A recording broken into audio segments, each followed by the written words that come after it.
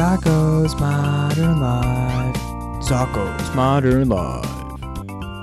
And welcome to the Zocco's Modern Life podcast. We are back.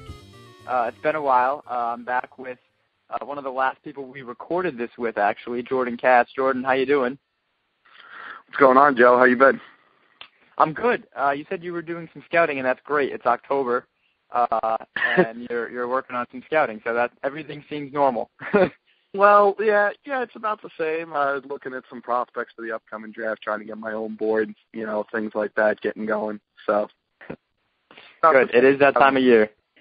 Yeah, everything's starting back up. NBA, NFL is in full swing, and we're going to talk about all of that. Today we're going to focus on the Major League Baseball playoffs. Those kick off tonight, so this is a perfectly timed podcast.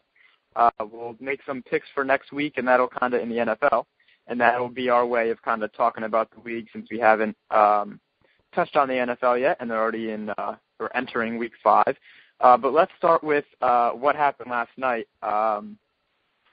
It's a blessing for us. I mean, we were doing this podcast anyway, so I guess it kind of worked out well that we had some drama last night in that Monday Night Football game. For those of you that haven't seen it, Calvin Johnson fumbles on the goal line. Great play by Cam Chancellor, and that's also what I want to make sure we get to, because that's the part that's being left out of this is, of course, it's Cam Chancellor who held out for more money, comes up with the game-saving play, and it wasn't like a fluke. That was him creating that play. So he punches the ball out. Ball is now rolling in the end zone, heading out of bounds, and I believe it was Bobby Wagner who didn't really bat it out, but he hit it out. But, I get it that he didn't, it wasn't like an official, bat it out of bounds, but it is still batting it out of bounds. And the ref, which is even better, he's in the shot. He's in the camera shot, intently watching it happen, and then the play doesn't get called. We both, the first thing I did was went to Twitter, because that's, my favorite thing to do whenever something like that happens. That is one of the best uses for Twitter, just to watch everybody make jokes about it, and it's great.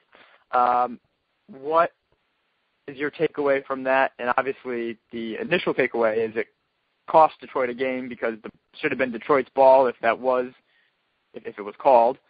They would have been on the 6-inch line, and you can assume they were going to score. You can't assume that Seattle wasn't going to go score. But it would have changed the game. Here's the favor, who did lose the game. Yeah. So KJ Wright knocks the ball out of bounds, and if you watch the play, KJ Wright can easily pick this ball up. He's knocking the ball out of bounds, and obviously now we all know that you can't do that. I defy anyone to tell me before 11:20 last night that you knew off the top of your head that was a rule. I had no idea. My brother, who is so unbelievably in tune with the world of football, I've never seen anybody with better football knowledge than he has. He didn't know it was a rule off the top of his head. To me, Joe, that seems like a heads-up play. Doesn't that feel in your heart like when a basketball player is saving a ball and he throws it off the guy out of bounds to get possession? That feels in your heart like it's a heads-up play. I understand why it's a rule. It's a rule because if there's a fumble in the end zone and the offensive team is going to try to pick it up to score a touchdown, the defensive team can't just knock the ball out to get themselves possession. I understand that that's the rule. I don't even like that portion of it anyway. Again, it feels like a heads-up play. It just feels like something that you should be allowed to do. It's one of those rules where it feels like that it's in there because the NFL rule book at this point is just so dense that there are certain rules that just don't seem to apply. Everybody's go-to is the Calvin Johnson rule on the with possession of the ball in the end zone that has now robbed both Calvin Johnson and Des Bryant.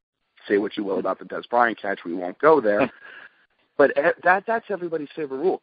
This one feels to be so obvious that it should be changed. The other thing is, how is that play not reviewable? I was going to get there. Yeah, go ahead. Play that if it's a judgment call, if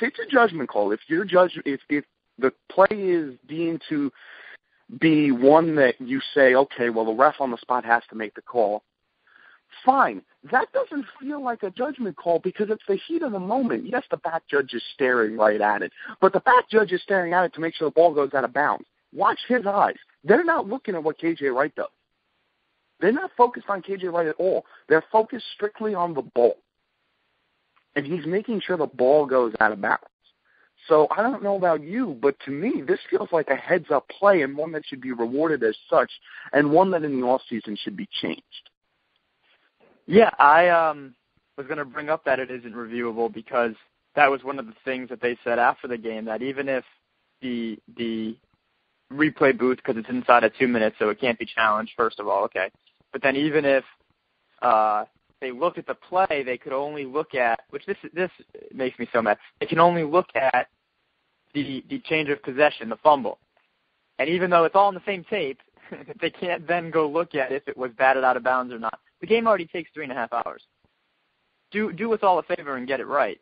You know, I get it if the NBA's thing is let's speed up the game, and that is like the counter argument to not wanting to look at everything. The NFL doesn't care. They got you sitting there for 3.5 hours already. Just get it right. Especially at that point, do whatever you have to do.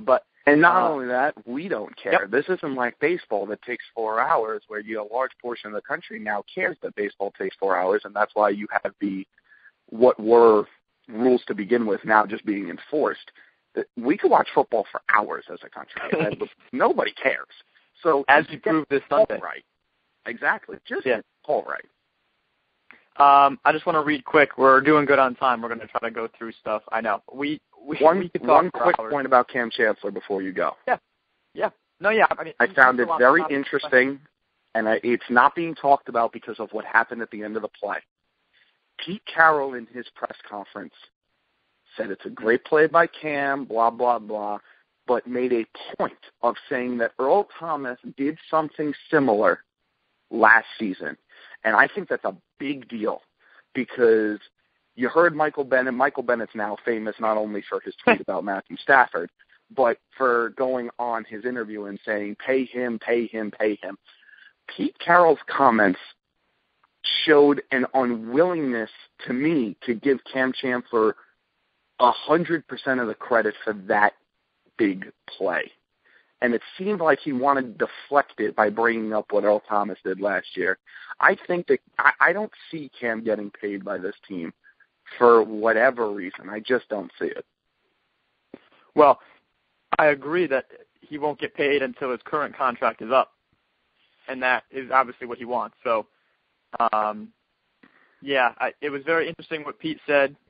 The Michael Bennett thing is hilarious.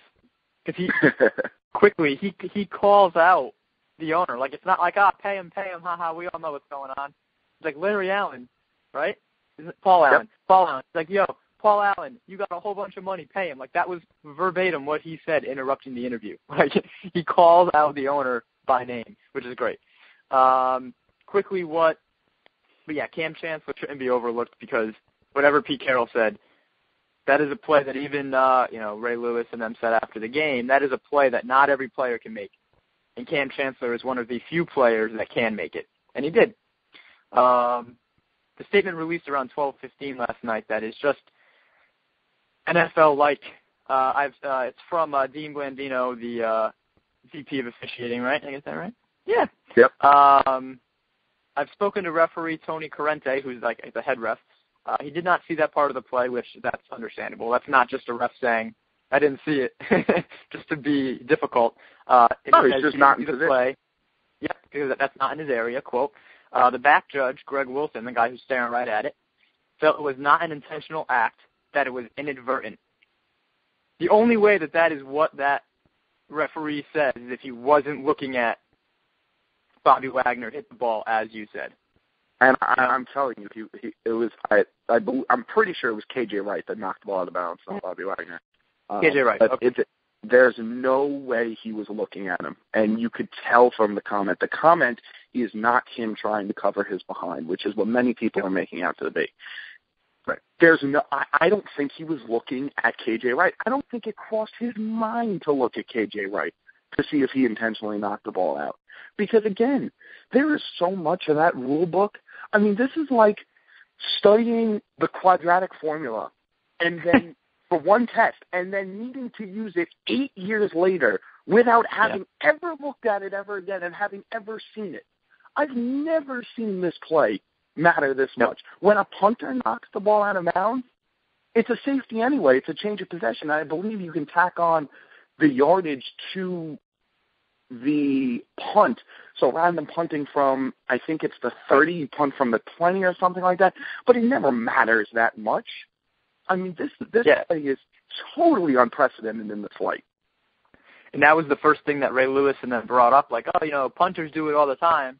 And then the retired referee came down who's doing stuff for ESPN. Jerry Alston did a terrific job last night. Great job. And he goes, they, and this is like in any sport though, like when the punter does that, they just kind of give them the safety and they don't even throw the flag. Yep. Because it's a way, throw the flag, then you got to explain it, it's a safety. It's a safety anyway. They just give them the safety and then they, go on with their business, So that's why they were confused that, I haven't seen a flag thrown on that play, or I didn't think it was a penalty, because they don't make it they just take the points and move on, because it's either a touchdown or a safety. So last point before we move on in regards to Cam Chancellor. The fact, one, that he's not going to get paid immediately by the Seahawks out of this game, and two, when you just watch him, the impact that he has on the defense, the way they can roll coverages, where they can position him on the defense, and the fact that they are not paying him right now is mind-boggling. I've said it for 2.5 years now. Richard Sherman is the third best player in that secondary, and I don't even think it's close. It boggles my mind that Cam Chancellor has not been paid. Yep, and somebody will pay him, but as you said, it may not be Seattle.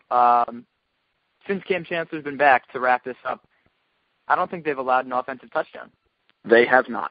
So, and I think they've allowed, the defense has technically allowed 3 points, because it was 10 last night. The touchdown was a scoop and score, so. Unbelievable. Yeah, and I don't think that's a coincidence that that's in the time frame that Cam Chancellor was back. I don't either. Right. Not bad, 10 minutes. All right, we're doing good. Let's go to some baseball now.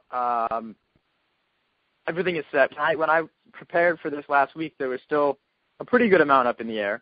But now, tonight we start with the Yankees and Astros, who will be playing for a spot in the division series. We talked a little bit earlier today, do some surprise teams, make some picks, all that stuff. Any place you want to start on kind of just baseball playoff picture? I think the two wild card games are extremely interesting. Starting with the game tonight, Dallas Keuchel versus Masahiro Tanaka. Garrett Cole versus Jake Arrieta is getting a lot of publicity because of what Arrieta's done and what Garrett Cole has done, and that's going to be a big pitcher's duel, and it's very exciting. This game could be a pitcher's duel exactly like that one. Tanaka can deal, and when he is right, he is really tough to hit. Dallas Keuchel's been one of the best pitchers all year. In my opinion, I think you're going to know who wins this game within the first 3 innings. If the Yankees get to Keuchel a little bit and they put some runners on, and they don't have to score in the first 3 innings, but they threaten a couple times and they work Keuchel's pitch count and they possibly get him out of there in 5 or 6 or 7. 7 would be bad, but 5 or 6 innings, I think the Yankees have a very good shot to win this game. Masahiro Tanaka has to be big tonight. There cannot be the classic 2 bad pitches that wind up in 2 solo home runs. Masahiro Tanaka seems to do that in almost every big game. He's got to be big time tonight. He needs to go 7 strong, and he needs to match Dallas Keuchel, whatever Keuchel does, because I expect Keuchel to pitch well. I think that's a very interesting game. I agree. I'll actually be watching. This might be my first game of the season, so that'll be fun. No, that's why I don't. Biggest baseball guy, but yeah, no. And as I've said, I'm not going to pretend to know a whole bunch about baseball, but I keep an eye on. I keep like a half an eye while I'm asleep on it. In the American League, I know enough that Toronto is really good, and they've played really good since the trade deadline. My question for you, and then we can switch over to the National League and then do other stuff. Is there any way that it isn't Kansas City versus Toronto in the ALCS? I actually think there is. A lot of people don't, because a lot of people see that Toronto should smoke Texas, and then Kansas City should beat whoever comes out of the American League wild card. Mm-hmm. I'm going to tell you right now, and Yankee fans aren't going to like hearing this because I think it's going to give them a false sense of expectation. I think the Yankees can. Too late. They already have that. Don't worry. That's go ahead, say that again. I think the Yankees can give the Royals trouble. I know the Yankees bullpen has sort of been wearing down, but Betances and Miller are still, in my opinion, the best 1-2 punch in the 8-9 spot in all of the postseason. And I think if the Yankees can shorten games, because that's the Royals thing. The Royals shorten games. They did it last year. They've done it for most of this year. They shorten games. Here's the problem. They've basically lost Greg Holland. And they've lost Greg Holland for a while, not just now. But they've lost Greg Holland for a while, who had been apparently been pitching with his elbow injury since last August, which is a problem. Wow. Andrew Miller and Dylan Betances shorten games. If the Yankees can get enough leads, especially in a short series, they can beat the Royals. I don't think the Astros can, but I think the Yankees could. So that being said, and do you think the Yankees get past the Astros to even get that chance at the Royals? That's the part that I'm debating. I'm going to say yes, and I'm going to say it because I believe that Yankee Stadium will prove to be the difference maker, and the fact that the Yankees play at home. I know the Astros went there, and I believe they took 2 out of 3, and they put up 15 runs. But I believe that Yankee Stadium is going to play dividends for the Yankees, and I do think that they will win tonight and advance to play the Royals. All right. You already mentioned a little bit about the Pirates and the Cubs. I guess we'll do you can always go back to that whenever, obviously, you want. But my question will be, obviously the Dodgers are good. They've had their struggles. The Cardinals are the Cardinals. So what are the odds the Mets can advance far enough to be like, oh, this season was a success? I mean, it might already be a success, but Mets fans obviously want it all. What are their chances? And they have every right to. It's been a long time since the Mets were good, and myself being a Mets fan, it's been a while since you've been excited about this team. This Mets season is already successful for a number of different reasons. Number one, this was the year that they sort of targeted when they got all their arms. They were all healthy. Syndergaard came up. Matz came up. This was the year that they targeted to try to make a run at the postseason, and they have made the postseason. That's number one. Number two, in the process of making the postseason, they might be on their way to burying the Washington Nationals for a couple of years. That team is in turmoil. Yep. They have no answer in the bullpen because I think Drew Storen is possibly lost for his career at this point. How do you tell a guy that was almost lights out, with the exception of 2 really bad outings up until the trade deadline, that, hey, you're not closing anymore? And this is the second time that they've done that to Drew Storen. I think his psyche is just gone. Papelbon cannot be on this team next year. They have to find a way to get rid of Jonathan Papelbon, which means that now you're without an eighth and ninth inning guy. You're completely lost.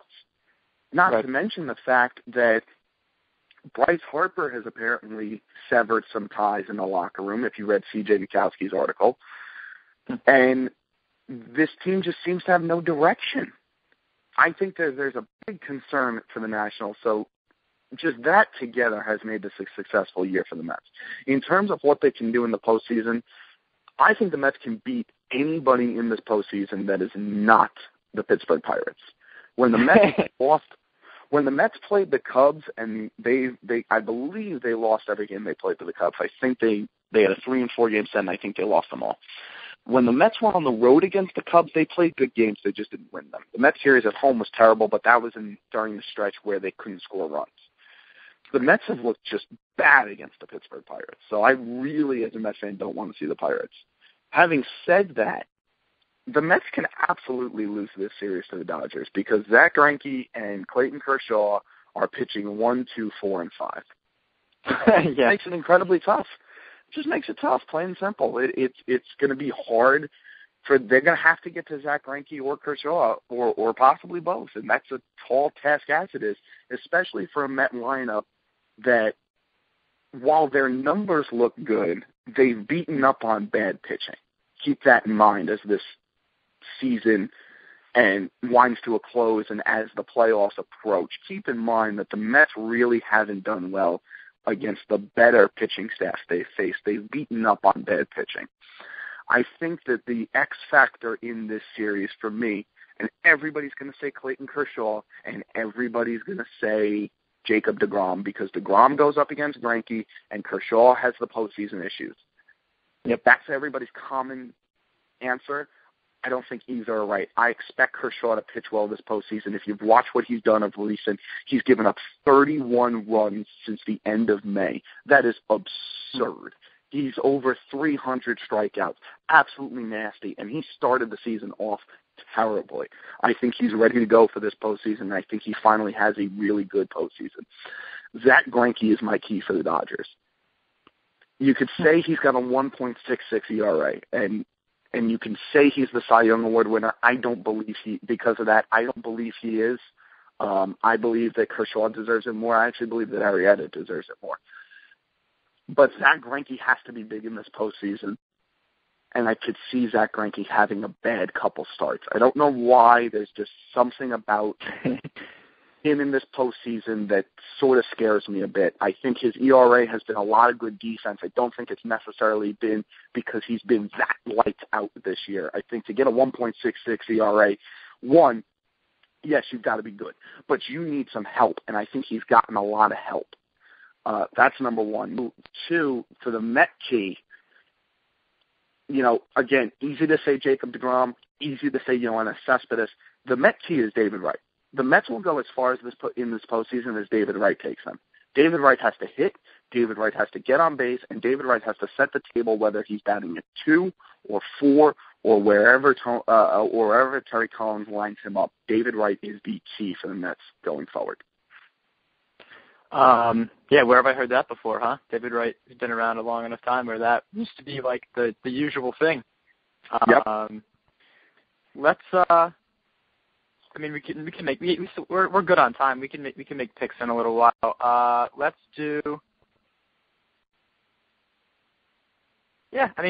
focus on the two wild card games. Yeah, go ahead unless you have something else. I'll do both. We'll do both wild card prediction. First, I've got the Yankees, and the Cubs-Pirates game is just, in my opinion, that's the game that I want to sit down and watch as a baseball fan. Garrett Cole going up against Jake Arrieta. I know the game's in Pittsburgh. They're going to be rowdy.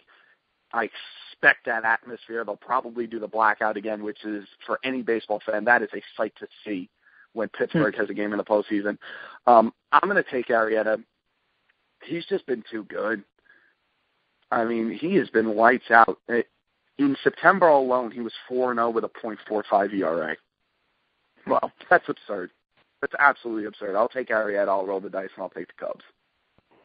All right, I'll flip a coin, and I'll take the Astros. I think Tanaka gives up those 2 hits because, and I'm always wrong when it comes to using this as my basis, but history tends to repeat itself, and then whenever I use that, it always doesn't. But I will take, look at March Madness, and that's just, the key to the argument against history doesn't repeat itself enough.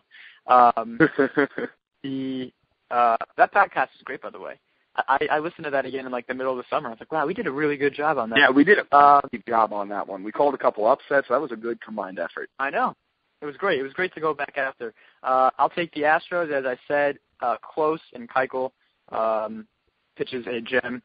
And I'll take the Pirates at home. That's it, just because they're at home. Yep. So now we've got our kind of 4 good, our 4 teams in each league. Who's in your championship series? I have the Yankees playing the Royals. I said that I think the Yankees can give the Royals a run in this one, and I truly mean that. I'm going to take the Royals in 5, though.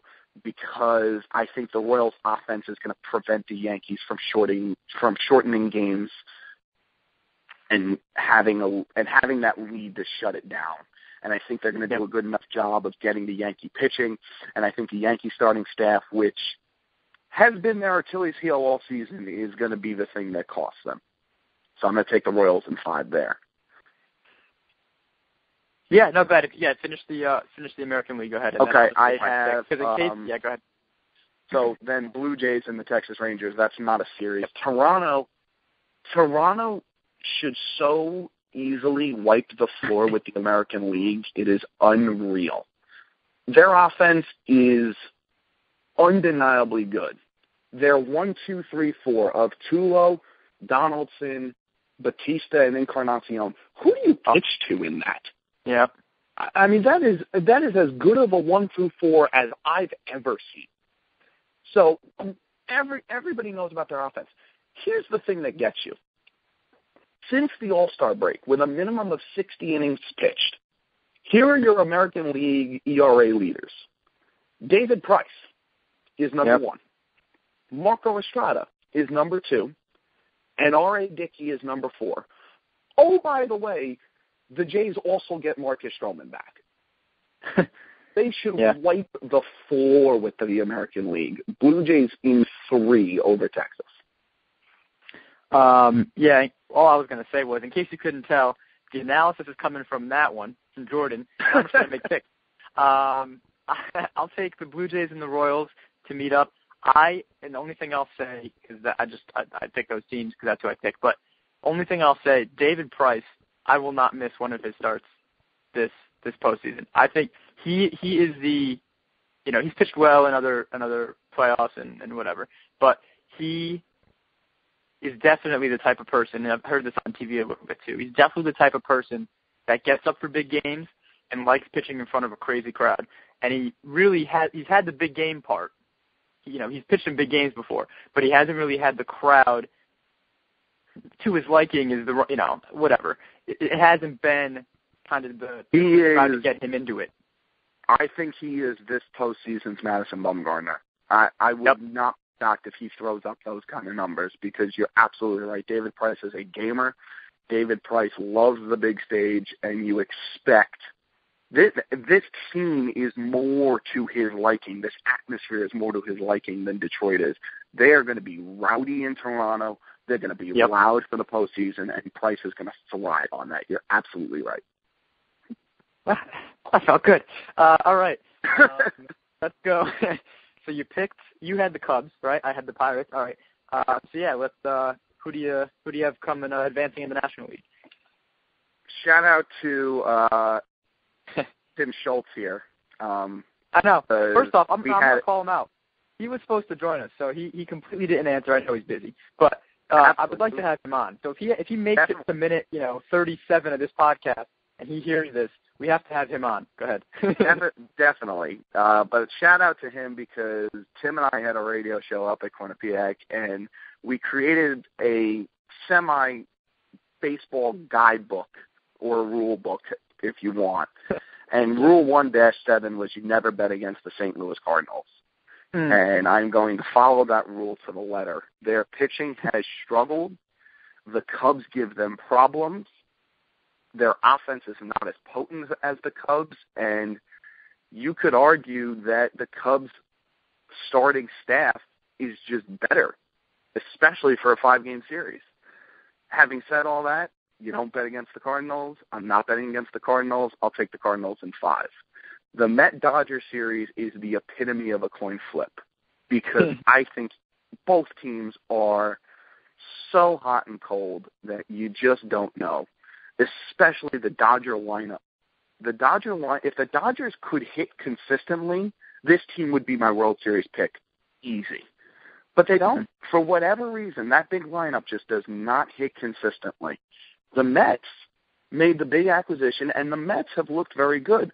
But the Mets seem to have peaked at the wrong time. There's always that team that comes into the postseason that peaked in the middle of September and ran off a bunch of games from mid-August to mid-September, and then they sort of struggle heading into the postseason, and I feel like the Mets are that team. Tough call. I'm going to say the Mets in 4 because if the Mets win this series, it's going to be in 4. If this series goes back to L.A. for 5, the Mets lose. It doesn't matter who the Mets throw up. It'll be DeGrom because the Mets are going to go 4 starters, but the Mets lose if it goes back to L.A. So I'm going to say the Mets in 4, but that is a tough series and absolute coin flip. Yeah, again, the Cardinals, didn't they have a huge injury coming into the year, and this is supposed to be the year, they're not going to, do anything, right? Who did they lose? Well, they didn't have a huge injury, but they lost their starting center fielder, Oscar Taveras. He passed away over the offseason, and he was supposed to be their catalyst. They also lost Adam Wainwright, and everybody thought Adam Wainwright was done for the season until about a month ago when it was revealed that Adam Wainwright would be back for the postseason, and everybody went, "Oh, well, there goes that."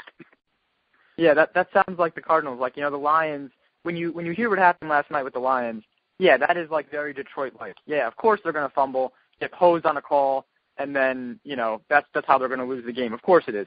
The Cardinals, of course they're going to get Wainwright back in time for the playoffs.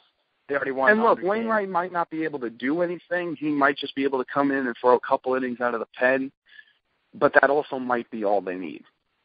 Yep. And their starting staff was good enough without Wainwright anyway. Their ERA as a team for the season is sub-3. So that's crazy. I will take the Cardinals after all that, and I will pick the Mets as well. Dodgers, last year was their year too, if I remember correctly. This year isn't maybe their year, but they were good last year, the Dodgers.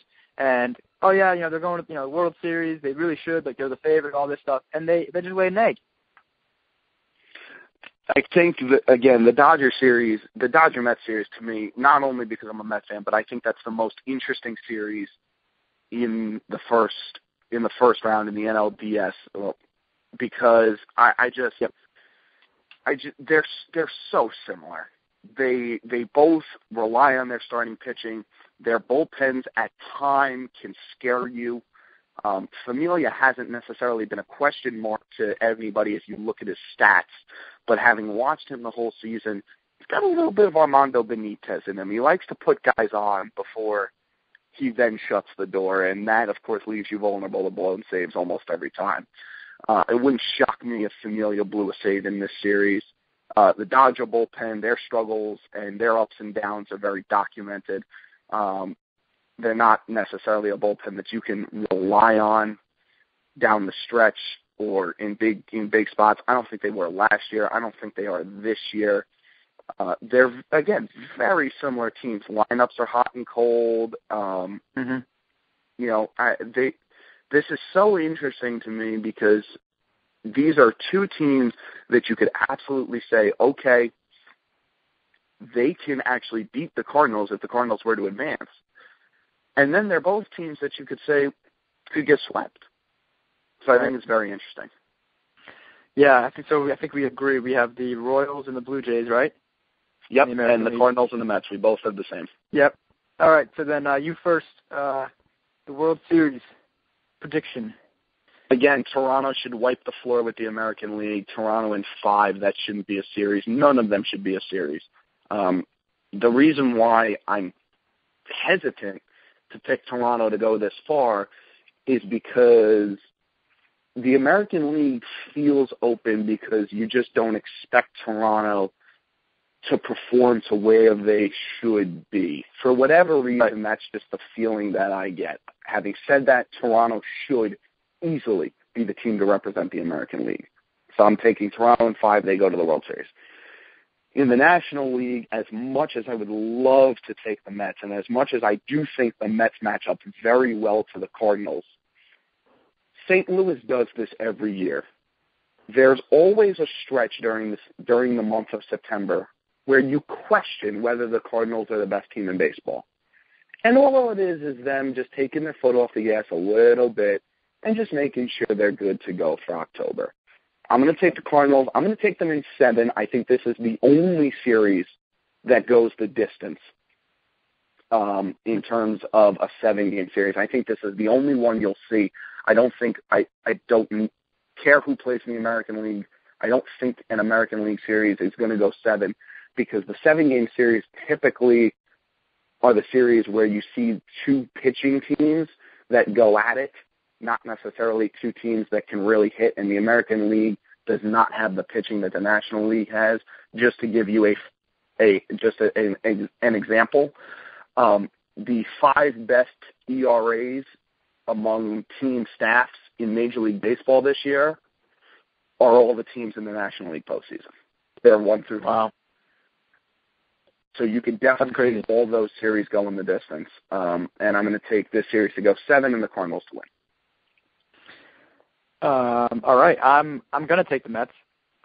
Just so then when it happens, I can be like, I had it and a Mets fan didn't. And that's fine. I hope you have it. I know you do. No, I think I've heard about the Mets. I mean, I live in the New York area, and I hear a lot about both the Yankees and the Mets, just on the radio. And of course, that's biased, but that's okay. But no, I mean, they've looked good at times and they've looked bad at times. I think they pick it up. I mean, pitching is going to carry them. I think they get just enough offense, and that will be their formula. I think Cespedes. Yeah, and I think Cespedes is he's not a big game player like Price. Like Price is clearly a big game player, but I think Cespedes loves that moment. And I could see him having a huge postseason, which he'll have to if the Mets are going to go this far. Absolutely.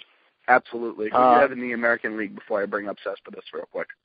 Yeah, good. I have Toronto easily as well. I really like the Blue Jays to win it all, actually. But go ahead. I already made my pick for the World Series. I think that Toronto is absolutely the pick to win it all. I have the Blue Jays in 6 over the Cardinals. I agree with you there.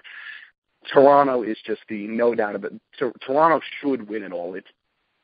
It's the question is, do they play up to their potential, specifically their lineup? I don't know about you, but they've got some names in that lineup.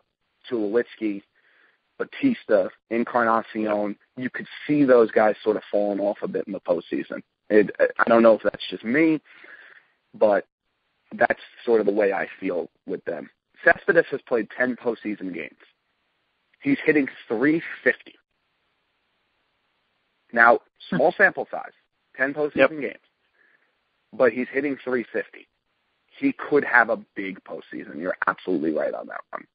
So we both have the Blue Jays, and you have the Blue Jays beating the Mets, and I have the Blue Jays beating the Cardinals. Right. Yeah, I mean, if you have anything else to say, all I'm going to say is it's an odd year, which means no Giants, right? So we can expect the Giants to be back next year? Yes, that's exactly accurate. It's actually the only reason why I didn't pick the Giants to be in the postseason at the start of the year. This should be a great postseason, especially on the National League side. I think the National League teams, if you were to stack up the 10 teams in the postseason, I think the National League teams would be 5 out of the 6 or 5 out of the 7 at least. 5 out of the 6 best teams in this postseason. So I think the National League side is must-see TV almost every night if you're a baseball fan. Agreed. Well done. All right, let's go on to some NFL stuff since that is in full swing. We're not going to bring up the so what I thought we'd do, I was going to say we're not going to bring up my Eagles because I don't want to talk about it. I already got my crap out yesterday about them. I'll go through the games, and then we can do because we haven't, this podcast, this is the first one in a long time, so we haven't touched on the NFL at all. This will be a more consistent thing, I promise. Yep. But absolutely. So instead of trying to bounce around and all that stuff, let's do the games, and then as the teams come up in the games, if you have a sentence or two, we'll do it that way, and that'll kind of guide us through talking about some teams. Thursday night, which, all right, we're starting here. 9:30 on Sunday, great thing. They just need to put better games over there. And I get it. It's because they don't care. But besides putting a better game in London is what I'm talking about, and it starts in the morning here, which is great. But I don't like them putting division games over there because the Dolphins aren't good, so this isn't going to matter this year. But for that to be a Dolphins home game in a 2-game series with the Jets, that's not – I don't think that's fair. That is a major disadvantage. Yeah. And as a Jet fan, I loved that decision because it's such a major disadvantage. I've been talking to a bunch of people over the last couple of days, and I've been saying the same thing. NFL GMs and NFL coaches, they don't necessarily reveal this, but I've heard Louis Riddick talk about this a couple of times. They break the season up into quarters, and they circle games in those quarter marks that if they want to be a postseason team, they've got to have. For me, for the Jets, I circled this game against the Dolphins because anytime you get a division rival on a neutral site, I don't care what sport it is, when you get a division rival on a neutral site, that's a game that you need to have as the road team because they don't have their home field advantage. That was the game that I circled, and the Jets wound up winning. But I agree with you in the sense that they could put better games over there. Here's why they don't. I'm going to tell you right now, and this seems like a slap in the face to football fans. Roger Goodell knows he can throw any game he wants over there, and as long as he puts it on at 9:30 and it's the only game on TV, everybody's going to watch it. So why take one of the big teams out of the States and lose a big-time crowd when you can stick the Jaguars or the Titans or the Bills over there and have everybody watch the game anyway? Yep. I was shaking my head the entire time. That's exactly why. And the next Sunday, early Sunday game is going to be a Jaguars home game, right? And it's against the Bills. There, right. Okay, and the crowd over there is going to be bigger than what they would have got in Jacksonville. So that, the attendance there, as well as, right, everyone's going to watch. Completely agree, yeah. It just stinks for us that that's the only game on and we have to watch it. Yep. Thursday night, Colts at Texans. The line is saying even right now, so it's a pick-up. The line's saying even now because there's no word whether Andrew Luck's going to play or not. He's got the partially separated shoulder, which I'm fairly confident is because of all the times he's been hit this season. I don't actually think it's because of anything throwing-wise. I think it's probably all the hits that he took. If I'm the Colts, I would try to postpone Luck coming back as long as you can. Matt Hasselbeck is good enough, especially against a terrible Houston offense. Oh, my goodness, are they bad. They don't just have, the old saying of when you have two quarterbacks, you have no quarterbacks. They don't just have no quarterbacks. They don't even have the two quarterbacks that you could debate to have one or zero. They have nothing at the quarterback position. Cecil Shorts is probably out for this game because of the short week. If you're Indy and you see the next game up is New England at home, if you have any doubt that Andrew Luck is going to have to miss that game because of playing in this one, you sit Andrew Luck this game because Matt Hasselbeck can win you this game by himself. He can do a good enough job controlling the offense and managing the football game to win. I'm going to take Indy no matter who starts. I think it's going to be a close game because I do think Hasselbeck will start. I could see another 16-13 game. Yep, as do I. I'm taking Indy as well. Now we get to some Sunday games. 1 o'clock, Jacksonville at Tampa Bay. Tampa by 3. Not much for me to talk about in this one. Jacksonville should have won last week's game, so it should be 2-2, and the Colts should be 1-3. Imagine that. That's really all I have. I will pick. I'll take Jacksonville. Give me the points. You said the line was 3. Is that what it opened at? Yeah, for Tampa. Yeah, Tampa Bay. That's a good line because you would expect that line to go north actually, and to give. I'm sure that line's in favor of Tampa Bay, and to give Tampa Bay a little more of an edge and bump that line up to 4, which makes that game tough. I'm gonna take Tampa. I think Jameis Winston bounces back. I think people are making too big a deal of Jameis' struggle. Tampa Bay is letting him sling. They're opening up the playbook. They are not hesitant to sort of shelter him at all. They are letting him sling, very Peyton Manning-like in terms of just go out there, do what you can do. If we win, great. If you throw 4 picks, who cares? We'll learn from it and we'll move on. And that's exactly what Jameis should be doing, because his knowledge of a playbook is not the issue. People misconstrue Jameis's problem. People think, oh, Jameis is not as smart as Mariota because he doesn't protect the football. That's not true. Jameis Winston is a very smart quarterback, tested off the charts in Indy in terms of his NFL smarts. His thing is he's got a little bit of Brett Favre in him. He likes to force the throws that he thinks he can make. That's how you learn as a rookie. You know, people forget that Peyton Manning coming out had a bit of the same issue. Peyton's problem was his accuracy and the thought that he could fit a ball into a tight window, and he just didn't have the arm strength to do that at the National Football League level. Jameis Winston's a little bit of the reverse. He's got the arm strength. He just doesn't necessarily have the pinpoint accuracy. So I have no issue that Tampa Bay is throwing Jameis Winston to the Wolves, and I think that Jameis will bounce back, and I think Tampa Bay beats Jacksonville. Buffalo at Tennessee. Buffalo is favored by 3. I'm going to take Buffalo even though they're favored. This might be, and I just traded for Mariota in a fantasy league, and this might be like the worst game Mariota plays all year. Rex Ryan owns like rookie quarterbacks. Rex Ryan owns rookie quarterbacks. Buffalo and the points, absolutely.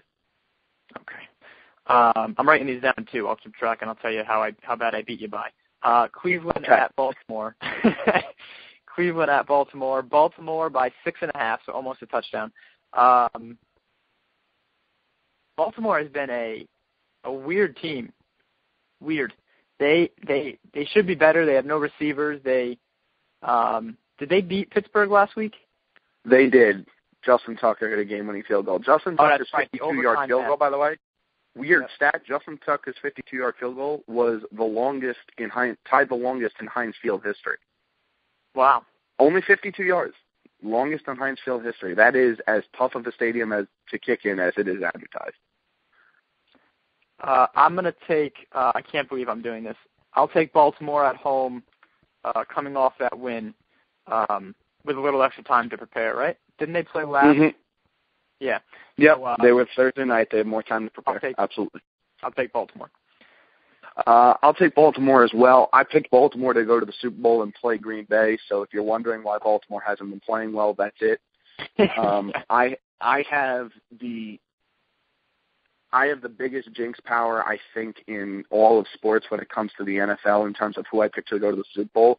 Joey, I had a stretch where the team I picked to go to the Super Bowl or win it or whatever, they missed the playoffs. Like, the two of them either would miss the playoffs or didn't win a playoff game in, like, 6 straight seasons. Wow, I have some sort of power where I can force teams to underachieve. I don't know what it is, but I'm going to take Baltimore, and I'm going to take the points as well. I'm going to give the 6.5 to Cleveland. I think this is Baltimore's blowout game that gets them back on track. Yep. Washington at Atlanta. Atlanta undefeated and at home. They're favored by 8. I'm still taking Atlanta. This is going to get ugly. Yeah, Washington's bad. Washington's 2-2. That's great. Don't mind me. Kirk Cousins looks good. That's great. Washington's bad. Atlanta by 1,000. All right. Chicago at Kansas City. Now, this is a crazy, crazy line. Kansas City by 9.5 right now. I am easily taking Chicago with Cutler back. They didn't look that bad last week. Sure, they were playing. Who'd they play? Chicago played Oakland. Who is they're average. Oakland's average, and Chicago won that game. So I'm going to take Chicago and the points. So you have Chicago winning. I have Chicago winning the game, and it's the line is Kansas City by 9.5. So subsequently, you're taking the 9.5. Got it. I'm going to take Kansas City to win the game for sure. Arrowhead's a tough place to play, and Kansas City needs a bounce-back game. The question is the 9.5 point spread. That's a line that you would ups, but for us, since we're doing the picks on Tuesday, it's got to stay there. Yep. Vegas sometimes puts out a line that seems crazy. I know. And then it approaches that Tuesday line after it drops. So this spread could drop to like 6.5, and Kansas City could win this game by 8 or 9. I'm going to actually take Kansas City points-wise. I'm going to lay the 9.5, and I'm going to take Kansas City. Something about this game feels weird. I know. In Kansas City at home, they should be all right. New Orleans at Philly.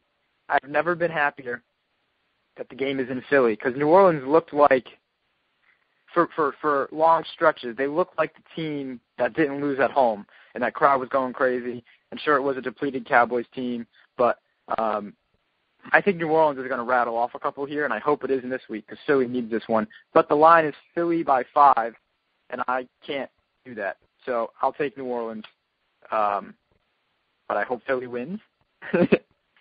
New Orleans points-wise and New Orleans to win? Is that what you have? No, I think Philly wins the game, but because of the points, I'm taking New Orleans. Okay, got it. I think that this is tough. Let's start with this for Philly. Oh boy, I give Chip Kelly a lot of credit, and that sentence sounds asinine before I finish the thought. Chip Kelly is doing what a lot of college coaches regret. A lot of college coaches will tell you their biggest regret when they go to the National Football League, and the guy that is publicly on record saying this is Nick Saban, and he says it over and over again. They didn't get the chance to do it their way. They had to try to conform to the NFL way, and they didn't get a chance to put in their system and see if their system could work. Chip Kelly's doing that. It might set the Eagles back 5 years, which is not what Eagles fans want to hear. Chip Kelly might get fired this year, but Chip Kelly has the college game to fall back on because he will dominate at that if he gets fired, and he is doing what he wants to do in the National Football League, and I give him a lot of credit for doing it his way. Having said that, it hasn't worked thus far. I don't know why I think it will work this week. I'm going to take Philly to win, but you're absolutely right, give me New Orleans points-wise. Yeah, quickly on my Eagles. So I heard before the Washington game that, Chip Kelly has a short leash, he's on the hot seat. Like, no, Chip Kelly's leash has never been longer than this offseason. He got to do whatever he wanted. There's no way it went from like a 4-mile-long leash to like 3 inches. There's no way. If the Eagles are 6-10 or 5-11 or 4-12 at the end of the season, Chip Kelly might get fired. What he's not getting fired is in the middle of the year, especially because he is the player personnel evaluator. He's got the whole season, Philly fans. Deal with it. Right. And I think 6-10 they would give him one more year because agreed. I think as I wrote worse. Yep. What's worse? And this is why midseason will never happen. But this is why I think they give him an additional year as well to try to fix his own mess. Because what's worse, to have Chip Kelly coaching his players midseason, or to throw someone who has to deal with someone else's players midseason? Absolutely. I don't believe in firing coaches in the National Football League midseason. I don't think it ever works.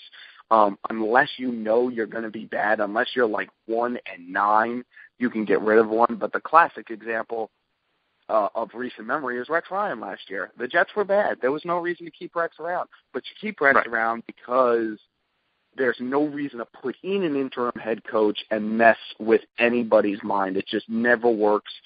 The interim coach struggles. And if you really believe that guy can coach you long term, an interim job is just incredibly difficult to do in the National Football League. Having said that, Miami had to fire Joe Philbin. Yep. So agreed. They have to bye this week, but they had to fire Joe Philbin, and I agreed with that move. St. Louis at Green Bay. Green Bay by 9.5, a whole bunch. But I'm going to take Green Bay because, sure, St. Louis just went into Arizona and beat the Cardinals, and that's great. They also started the year, who did they beat and then lost to the Redskins, right? Mm-hmm. They beat Seattle and then lost to the Redskins. This is who that team is. So, Green Bay by a whole bunch at home. I'm taking Seattle with the points. Green Bay to win, but Seattle points-wise. when you can run the ball and play defense, generally speaking, that's a good formula against big spreads. So I'm taking St. Louis points-wise. But Green Bay wins the game. St. Louis. Okay. You were saying Seattle. Are you sure you want St. Louis? Yes, I'm positive I want St. Louis. Okay. Gurley looks good. Gurley's a machine. When he looked 100% he looked 100% last week for the first time, arguably since 2 years ago in Georgia. And he looks like the real deal. And I thought he was coming out of the draft. I still think he is. They can run the ball. Nick Foles is going to have to manage the game turnovers-wise. I think what will help St. Louis a lot is the fact that they can win this game in the trenches. And, again, with a big point spread, that's a recipe to cover. Yep. Lacey has a huge game, though. That's what I got. Seattle at Cincinnati. Cincinnati's favored by 1, so basically a pick. No chance. I'm taking Seattle. Right. I'm taking Seattle Absolutely. to go in and beat up on Andy Dalton. Absolutely. No chance. Seattle by a lot. Arizona at Detroit. Now we're in the 4 o'clock game, so this definitely won't be on TV. Arizona at Detroit. Arizona by 3. I will take Arizona by more than 3.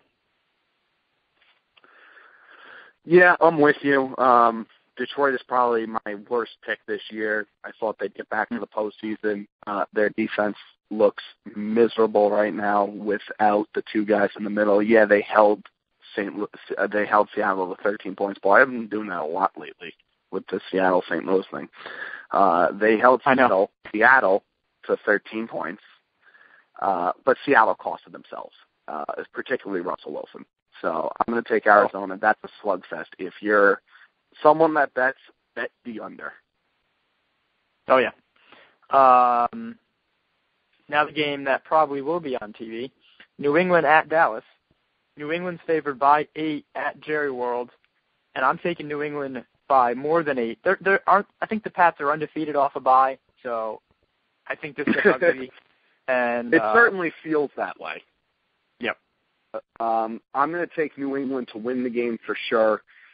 This line is going to go north of 8 because of Brandon Weeden. If this line gets past 10, I would take Dallas. But for our purposes, I'm taking New England points-wise. I wrote this yesterday. This is the perfect time. Forget that. It's time for Zocco's Superfluous Question. Woohoo! It's a 2-parter. And we're approaching an hour, so we're okay. We're gonna be fun. How many games do you think the Cowboys will win this year? And this is tricky because you don't know when anybody comes back. I think the Cowboys still find their way to 8 wins at least. Wow. I would take them to have 9. I think Tony Romo comes back in 4 weeks, 4 to 6 weeks. Dez Bryant, they're saying that he could be back in weeks. I don't see it. I don't know when Dez comes back. I think that's hard to judge. But I actually, and this is going to sound insane, but I actually think what Brandon Weeden has showed you is that he can at least win 2 games here. Let's assume that Tony Romo comes back week 12 versus Carolina. Is that fair? I think that's fair. I think that's fair too, because I think that they think they could be. I'm looking at their schedule. Week 10, week 9 is the Eagles on Sunday night. That's probably a long shot. Week 10 against at Tampa Bay, and week 11 at Miami. I think they could probably hang in both of those without them. So they'll is there any reason why they can't beat the Giants? The Giants are hit and miss all season. Philly is hit and miss. Philly is just miss right now. There is no reason why. Yes, New England is going to be impossible. New England wins. But then you have at the Giants, Seattle's a loss, Philly at home, possible, Tampa Bay on the road, possible, Miami on the road, possible. There is no reason why in that 5-game stretch, Brandon Weeden can't pull off 2 wins. And if you get Tony Romo back for the stretch run, Carolina at home, tough game. But Washington, Green Bay's a loss, the Jets, Buffalo, and Washington. That's 4 out of 5 to me. So then my thing is, Des Bryant, if he comes back week 7, he won't finish the year. See Kevin Durant. No, you shouldn't come back. Absolutely. But Romo is the biggest key. So I would say 8. Strong. I would say strong 8 for Dallas, which could win the division. Yeah, that was part B. Are they going to win the division? I don't think so. But so I had they're going to lose to the Pats, right? 2 and 3. All right. Now between the Giants and Eagles, let's say they grab one of those, right? So 3 and 3, lose to Seattle, 3 and 4, beat Tampa Bay, 4 and 4. Do they beat the Dolphins? Probably not. Right? Yeah, right, because one of those two they're going to lose. So 5 and 5 through 10 games. All right, now Romo comes back Thursday night, which that's also an issue. Comes back kind of on a funky week at home against Carolina. I think 8 and 8 is fair. I think 8 and 8 is fair. Yeah, 5 and 6. 7 and 9, 8 and 8 is fair. I just don't think Romo. Yeah, I have him 7 and 9, and that's me being nice. I just don't think that Romo makes it through the Jets and the Bills in back-to-back weeks. Like I don't think he survives those games. I don't hope he gets hurt. I just don't think. That's certainly valid. But I think their offensive line can do a good enough job of keeping him upright, and I think both those teams struggle to score. So I could actually see them winning both those games. But I don't think they win the division. Even if they get to 8 and 8, I don't think they win the division. Me neither. All right. Denver at Oakland, the last of the 4 o'clock games. I didn't write the spread down. Hold on. Denver by 5.5 at Oakland. Here's my upset special of the week. I'm taking Oakland to win this game outright. Wow. Oh, so then you're definitely taking Oakland. Wow. I think this will be. I think Oakland's defense can slow Denver down, and I know Chris Harris is really good. Aqib Talib is a little overrated, and I think Oakland's going to make a coaching adjustment in this game. They're going to find Aqib Talib, and they're going to put Amari Cooper there. I think you'll rarely see Cooper line up against Chris Harris if Oakland can avoid it. Now, if Denver chooses to have Chris Harris follow Amari Cooper, tough to do. But Chris Harris typically gets left to one side of the field. And I think that with Amari Cooper, Oakland is going to avoid him, and I think Oakland can use Cooper to their advantage. And I thought from the beginning that Oakland was actually a 7 and 9, 8 and 8 football team this year, and this was one of those games that I thought, Denver's not as good as they once were. They're a lot on their defense. Peyton gives you the ball. Maybe this is one they can steal, and I'm going to take Oakland to steal it. I think this will be a close one. I think it's Denver by a field goal, which means I'm picking Oakland because of the points. San Francisco at the Giants on Sunday Night Football. The Giants are favored by 7, and I am taking the Giants. Yeah. Kaepernick. I'm actually not going to. The 7-point line, I think, is a little too much because the Giants have this way of playing up and down to opponents. I'm going to take San Francisco to cover, but the Giants win. Giants win. Monday Night Football, Pittsburgh at San Diego. San Diego by 3. Michael Vick. Michael Vick is the problem. Had Ben Roethlisberger been in there, I would have said Pittsburgh, especially with the points. Michael Vick. Pittsburgh would have been favored. San Diego gets after the quarterback, and Michael Vick last week proved one thing. His legs are there, his arm is there, but his accuracy has seen better days, which is hard to imagine because he wasn't an accurate quarterback to begin with. So I'm going to take San Diego.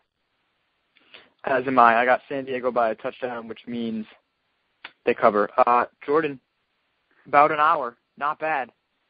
You can follow me on Twitter, at Joseph Zocco. Follow the podcast, at Zoc Modern Life. Jordan, you're at Jordan Katz 11.